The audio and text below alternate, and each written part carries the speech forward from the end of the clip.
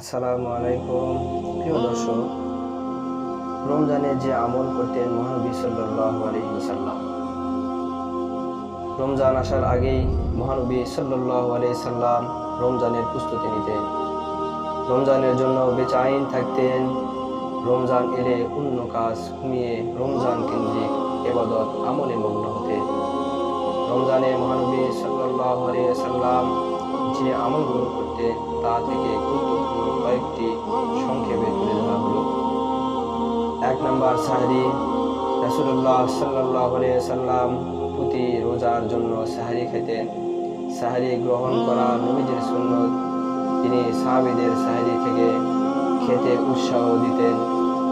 তবে সাদিকের আগেই সাহরি খেতেন।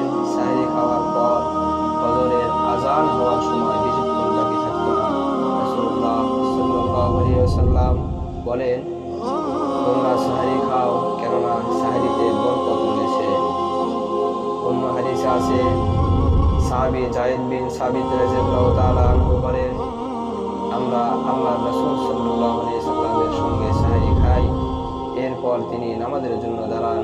বর্ণনাকারী বলেন, আমি জিজ্ঞাসা করলাম, ফজরের আযান ও সাহরির মধ্যে কতটুকু ব্যবধান ছিল?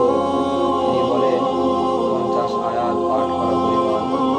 50 আয়াত বলতে মাধ্যম ধরনের আয়াত, যা পাঠে 10-15 থেকে 20 মিনিট সময় লাগে। ইফতার করাও, এবং এটি স্বতন্ত্র সুন্নত। রমজান জুড়ে নবীজির আমল ছিল যথাসময়ে ইফতার করা। যথাসময়ে ইফতারের মধ্যে কল্যাণ রয়েছে। নবীজি সূর্য ডোবার সঙ্গে সঙ্গে ইফতার করতেন। ইফতার শেষ করে সাহাবীদের নিয়ে নামাজের জামাতে দাঁড়াতেন। রাসূলুল্লাহ সাল্লাল্লাহু আলাইহি ওয়াসাল্লাম বলেন, লোকেরা যতদিন যথাসময়ে ইফতার করবে ততদিন তারা কল্যাণে থাকবে। কোরআন তেলাওয়াত। রমজানে নবী সাল্লাল্লাহু আলাইহি ওয়াসাল্লাম বেশি বেশি কোরআন তেলাওয়াত করতেন। ইবনে আব্বাস রাদিয়াল্লাহু তাআলা আনহু বলেন, রমজান এলে প্রতি রাতে নবীজি সাল্লাল্লাহু আলাইহি সাল্লামের কাছে জিবরাইল আলাইহিস সালাতু ওয়াস সালাম আসতেন।